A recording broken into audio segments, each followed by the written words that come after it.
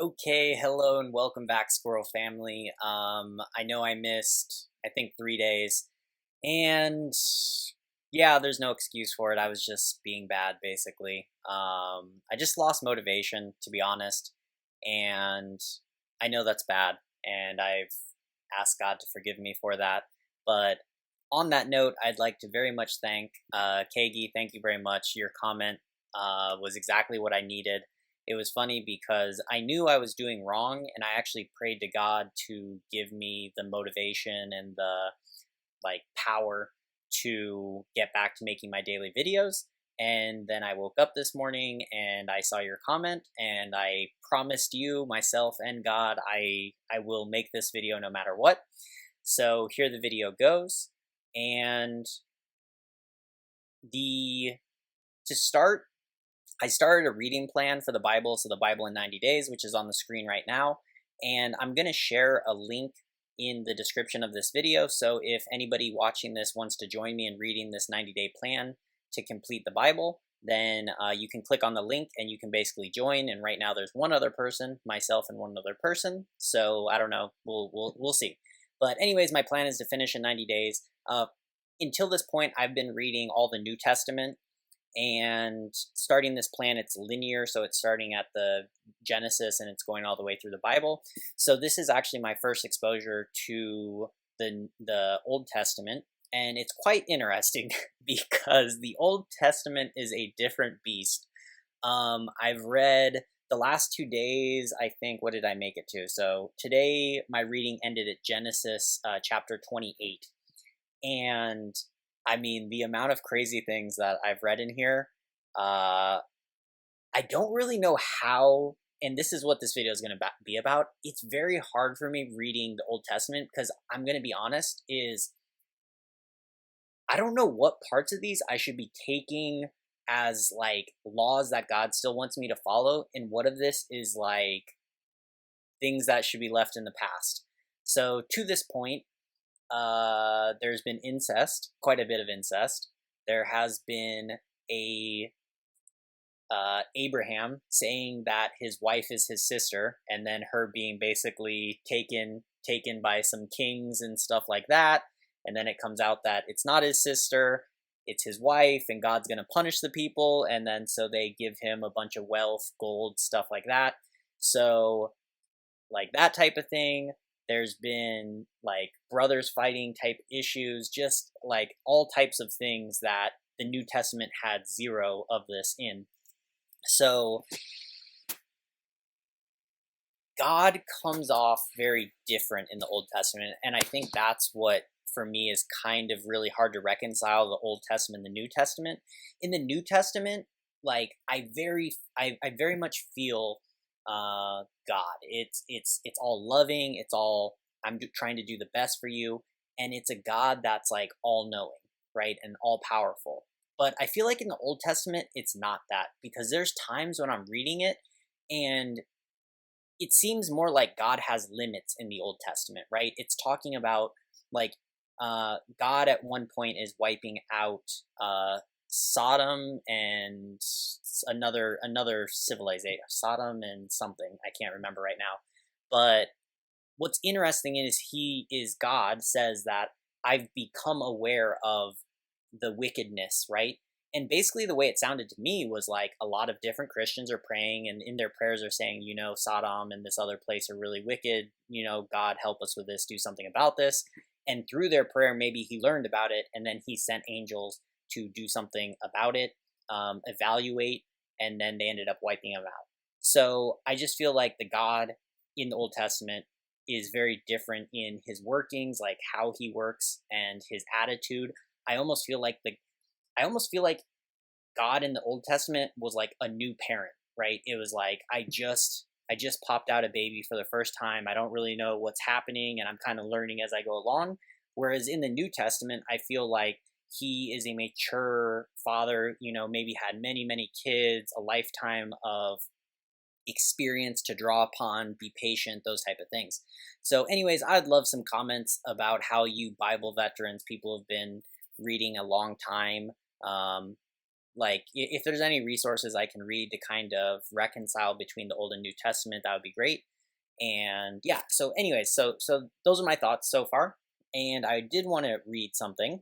So I did a lot of highlighting of different parts of the Old Testament, but this story was very interesting to me because, and this is where I'm saying, like, God, like, it just feels so different to me, God in the Old Testament. But to me, this is all about faith. Like, the Old Testament is like, what I read out of this is like, faith is everything. Like, if you trust in God no matter what, you will always be rewarded. But the thing is, it's like you must trust him no matter what, and he will ask you to do things that like can you keep up with them type of things.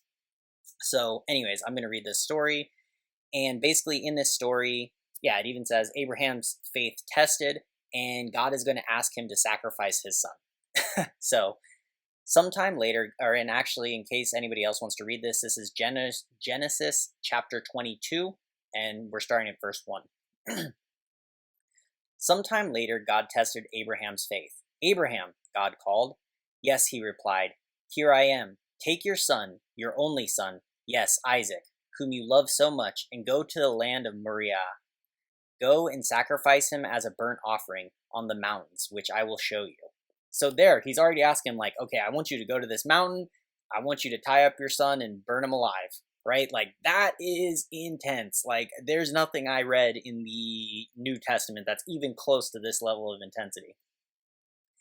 The next morning, Abraham got up early. He saddled his donkey and took 2 of his servants with him, along with his son Isaac. Then he chopped wood for fire for a burnt offering and set out for the place God had told him about. On the 3rd day of their journey, Abraham looked up and saw their place in the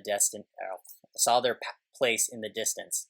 Stay here with the donkey, Abraham told the servants. The boy and I will travel a little further.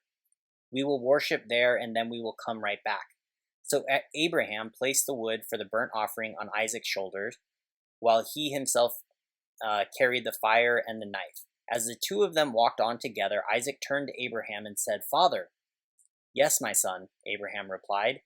We have the fire and the wood, the boy said.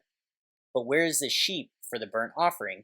And here's the part, like, as we're going real quick, Isaac is the son. So the son's now at this point like, okay, we're climbing up this mountain. We have everything to do a burnt offering, a sacrifice, but we don't have something to sacrifice, right? And here's the difference too, is like Abraham's not telling him.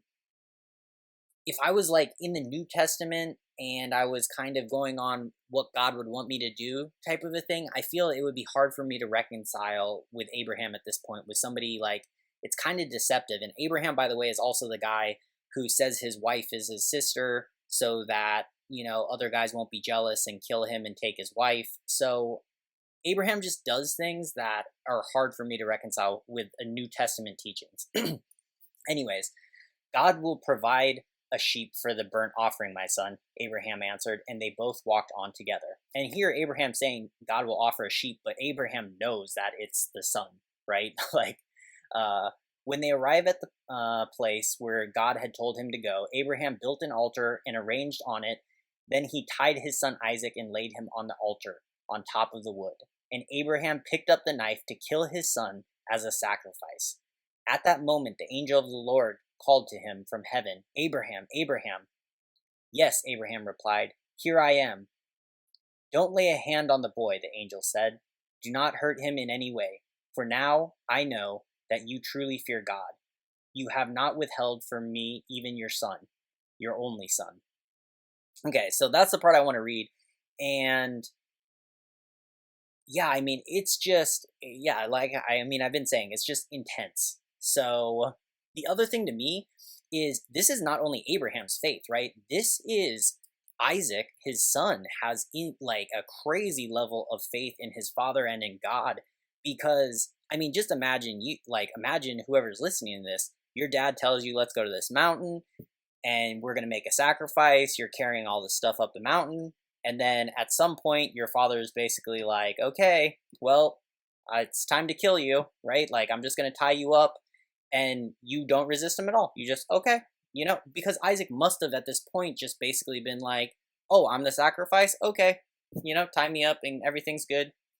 So so so that's like a trust in his father and a trust in God, who his father is giving his father these orders. So yeah, it's just a lot for me to take in. And doing this reading plan where I'm reading through the whole Bible quickly,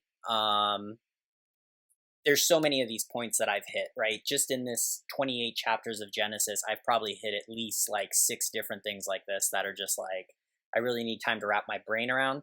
But the reason I decided to read the Bible quickly is because it's like in academia, right? When I'm studying for a test or just like looking at new curriculum, what a person generally does is you look through everything really quickly, right? You skim through it because it gives you context. It kind of structures everything so you understand the overall flow, and then you can go back and really study section by section. So I decided that's what I should do for the Bible too. So I want to kind of scan through it, 90 days, bam, and then I'll have a good understanding of the overall structure of the Bible, and then I can go study more pieces.